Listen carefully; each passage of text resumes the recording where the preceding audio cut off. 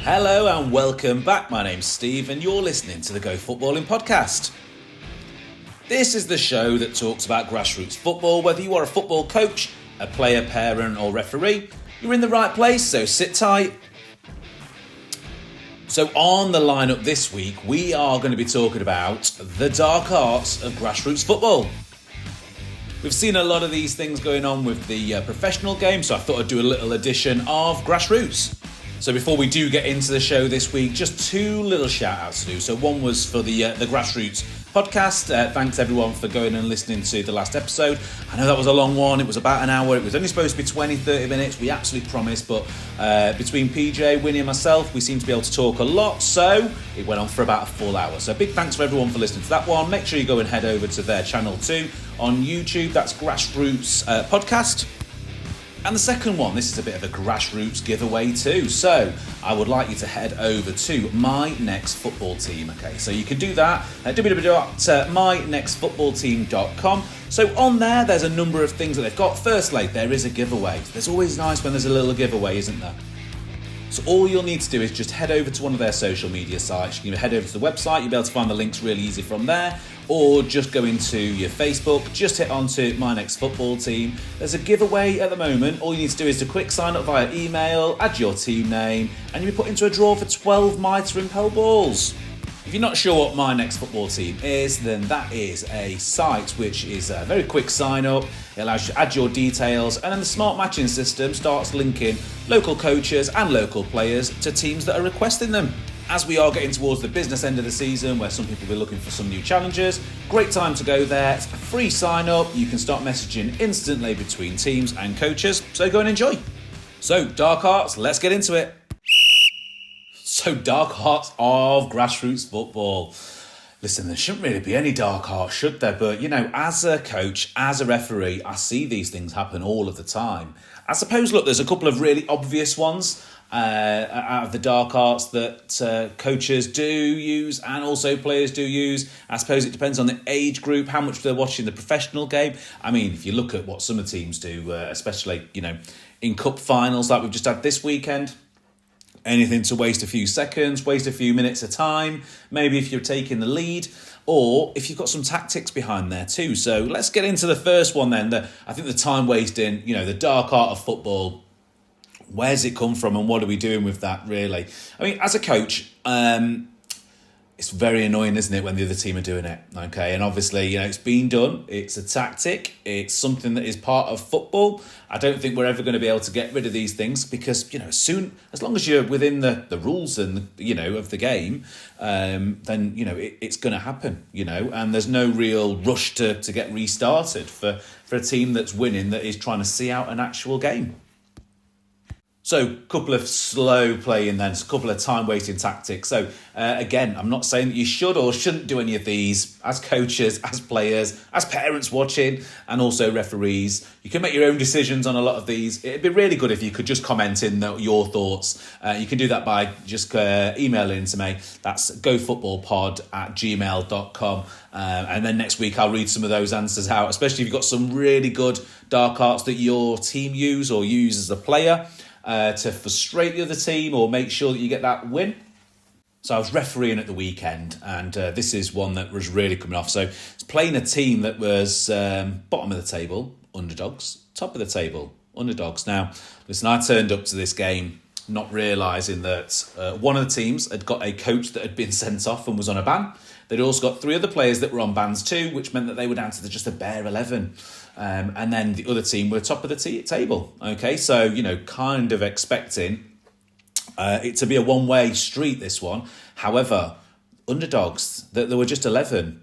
Listen, end result was 4-1, and it was only a 4-1 from a penalty for the other team too. So, you know, but I mean, a couple of things that they were doing is they were just desperate for a win, and I could really tell that. So, you know, they were doing a lot of things, they're wasting a lot of time they could.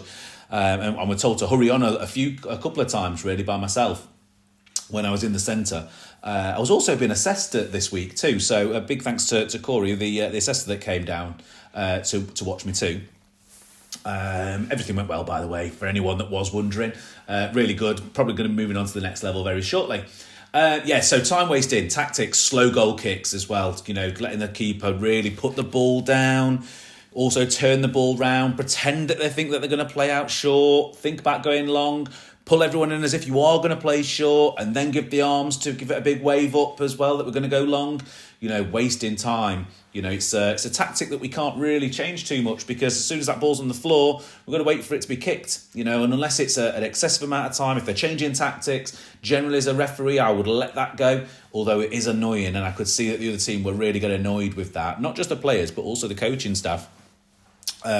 Because they were losing 4-1, and they were losing to a very underdog team with just a bare 11, and for some of the game they were actually playing with 10 men. There was 2 instances where they had players that had to come off with injuries, and so they were playing with 10 men too. So slower goal kicks as well. What do we think about slower goal kicks to slow play down? Can be very annoying. For let's say coaches and players, especially the dark art really on that one is bring your players in, pretend that you're going to play out short, then get your keeper to send everyone up. Okay, so by the time that the players have come down, taken a few seconds there or a little bit of time, decided that you're not going to play out, especially if an attacking player comes and looks like they're going to be pressing on the edge of the box, something like that, and then send your players up. Okay, so you can waste time there. It's a little bit of a dark art. I'm not saying that you should or shouldn't use any of these. I'm just telling you what they are, just telling you what I see on the pitch. So, the other one as well for just wasting time is if the ball's out of play is just walking after it, and just taking a long time to go and get the ball, whether that's from a shot, especially if you're the winning team and you wanting to waste some time. If it's the other team might be taking extra shots. If they're taking extra shots and it's nowhere near the goalkeeper's not running after it. They're just, taking a bit of a stroll to go and get it. It maybe not having enough footballs. Maybe it's in one of the bushes that we sometimes see on Grassroots, just behind the goals, or it's over a fence or something like that. We have to just go and jump over to go and get it, but they'll take a long time to go and get it, retrieving those balls before playing them back in. So what else can we do for time wasting, or what happens with time wasting? And again, these are not my things that I encourage people to do. They're just things that I see, and it's just a couple of dark arts that I've seen from a few teams. I think they are learning it from the professionals. There's no doubt about that. But if we look at fake injuries and cramp, the amount of players that I've seen, especially youth players that are on the pitch for 10 minutes, and it may be just that we've got an unfitter nation than we've ever had. But I don't think it is. I'm pretty certain that fake injuries, being able to sit on the floor, trying to waste some time, trying to slow the game down, especially if they're under a lot of pressure.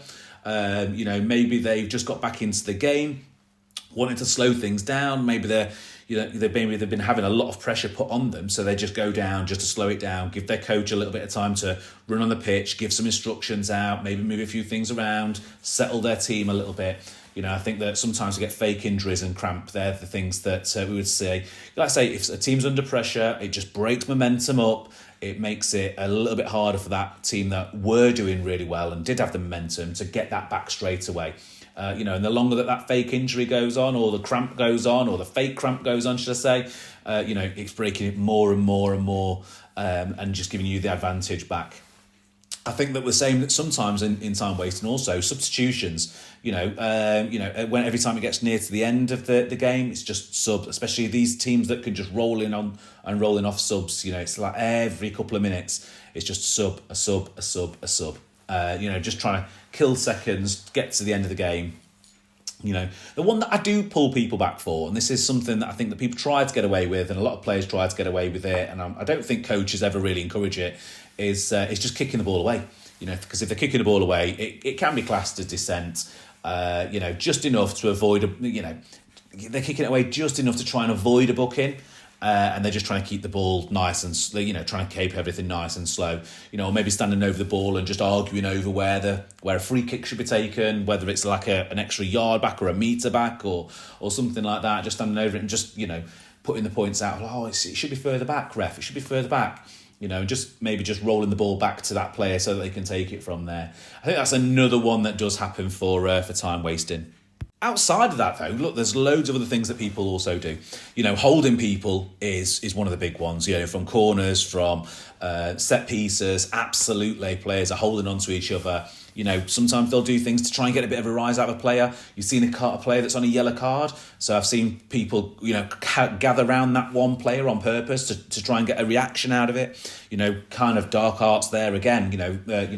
Trying to use everything they can do as an advantage to get themselves a player up on the pitch and a player off the other team too. But I did mention this actually on the last podcast, is that I was refereeing a game before, and it was a top of the table and a mid-table team. And the team at the top of the table, they'd played before, and they play really nice football. I mean, everything's on the floor, to feet, they're playing into and onto really nicely. But the ball's rolling all the time. Nothing's off the floor. They're not playing over the top. They're just playing round and through people. Really technically, very, very good with their feet too. Some really good technical players. And I'd refereed them before, so I knew which team it were before I even turned up. But they were playing against a team that was a little bit lower down in the table. And so what they decided to do is try and give themselves a bit of an advantage.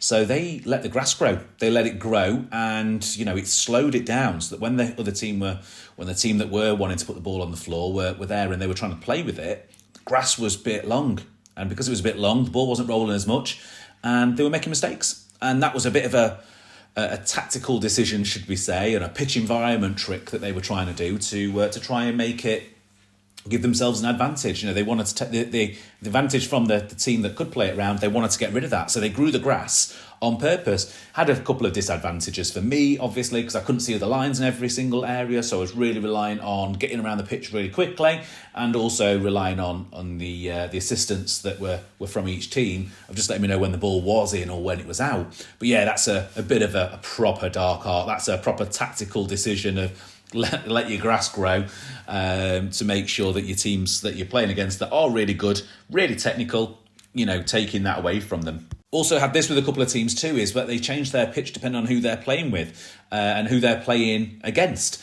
They've played, sometimes there's multiple different size pitches. So sometimes some teams will be playing with like a narrow pitch on purpose. My under 14 girls, they went to go and play another team this season. And I'm not joking, I probably could have touched from the edge of the box. I probably could have laid down and touched the sideline. That's how close it really was. So it got like a box that was the same size as a proper size pitch. And then it must have been a 9-a-side pitch that they were probably playing on. It just seemed really small. Like I say, there was no gap to the left and right of the goals, really. Probably good 6 foot maybe 6 foot between there and the edge of the pitch. It certainly wasn't the correct dimensions. But in grassroots football, you turn up, we're always grateful for a pitch, grateful for anyone that you can get one and where you can get it, and to make sure the time right and it works for you, so you end up playing too. But their advantage on their team, I think, is they had a really good goalkeeper, and she was able to come out and just pretty much pick the ball up anywhere in the last third. She had a massive advantage over the strikers, and made it really hard for our wingers to playing the ball in, because the keeper could come out so quick, and because they were able to put their hands on the ball almost right up to the sideline. Great advantage as well. So yeah, a bit of a dark art there really. Of size of the pitches is also another one. Now, I've not seen this one. This might not be true. So a couple of people have told me that, and you don't get this all the time at Grassroots too, especially the older age groups do, but a lot of the younger age ones don't. And that is away changing rooms. Is that one of the teams that have actually told me before, and I don't want to name the team because that's a little bit unfair, but what they did is they went out and took the benches out of the away team, so that they went into the changing rooms and they had nowhere to sit. So they were all getting changed, and they were just trying to get in their heads of like any small little advantage as well. Now, I thought at the time, well, obviously I wasn't there, it's only what's been told to me, so, but just trying to get in their heads and just trying to make them think that they don't want to be there. That's the thoughts. I have no idea what the end result was. I have no idea if that works at all. Maybe that is a bit of an environmental trick, or maybe that's a bit of dark arts there. But yeah, removing the benches, definitely not a normal thing to do. But to get in the other team's heads, absolutely. Some of the things that happen on the pitch, though, too. So the things that happen on the pitch, which are classed as probably dark arts, is exaggerating the contact. So maybe going down too easy, loud shouts of like that you've been hurt when you're going down, trying to win free kicks easy. The shouts of ref, I think they are too. I think that, some of the other things, over-the-top celebrations, over-the-top celebrations right in front of people, just to wind them up and try and get a reaction. Again, probably a bit of a tactical and psychological mind games kind of dark art going on there. I think that some fake calls, they happen all the time now. When I'm a ref, I always go in and tell the teams, if I hear, leave it, mine, or any of those, then I'm probably going to blow the whistle for it, But we still get those all the time. Just to make sure that people can lose the ball. I mean, I had another one this weekend. It was a leave it, mine, leave it. Luckily no one else was around him other than his own team member. But, and his teammate left it. But I did say, look, if that gets said and there's anyone around you, I would blow him for it. So, yeah, fake calls, I think that is a bit of a dark art. And also, if they don't have to say, if they don't say it loud enough that an official hears it, but the player still hears it, they may leave it again. Trying to get yourselves a little bit of an advantage, very much a dark art, especially if you're doing it nice and quietly. So this is one we see all of the time too, delaying set plays. So if there is a free kick, get a player straight over the ball. I mean, obviously, look, the rules of the game are supposed to be that you respect the distance.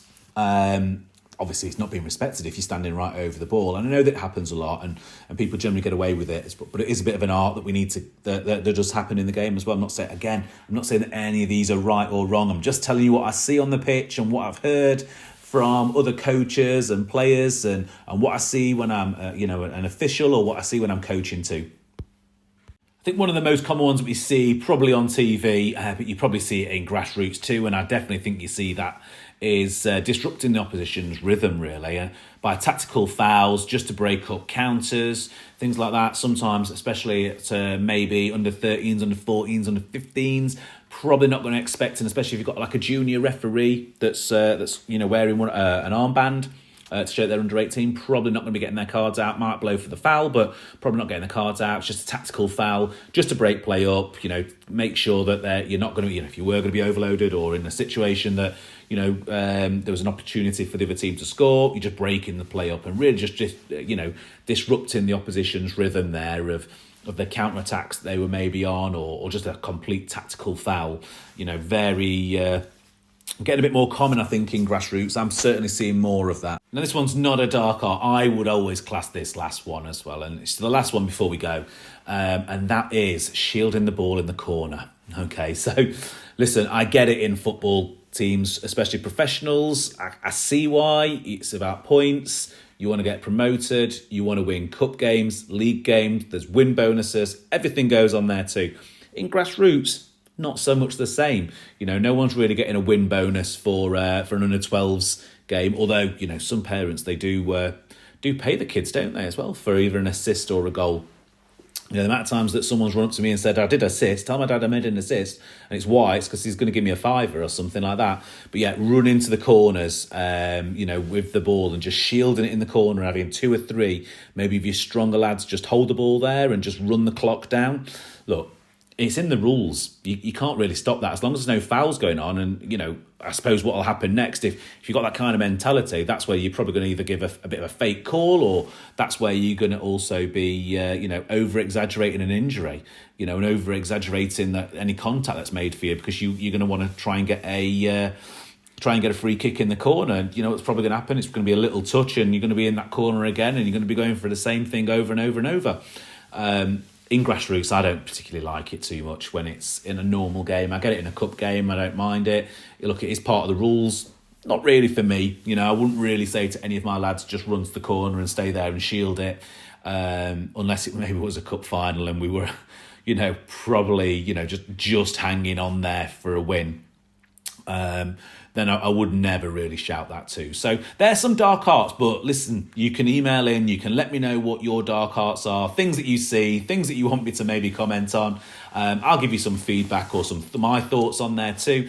Do that by just emailing in gofootballpod@gmail.com. I'll be reading them out next week. As always, a massive thank you to listening to the show today. This one's episode 10, so into double numbers. That's great for me, and I'm hoping that a lot of people are also enjoying the podcast. Next week, we are going to do a full-on ref watch. It's going to be all about the referees and the referees' perspective. So start tagging your referee friends in now. Anything that you want me to comment on a ref watch regarding grassroots football, email in, normal email address, please, which is gofootballpod@gmail.com. And you'll hear from me all next week.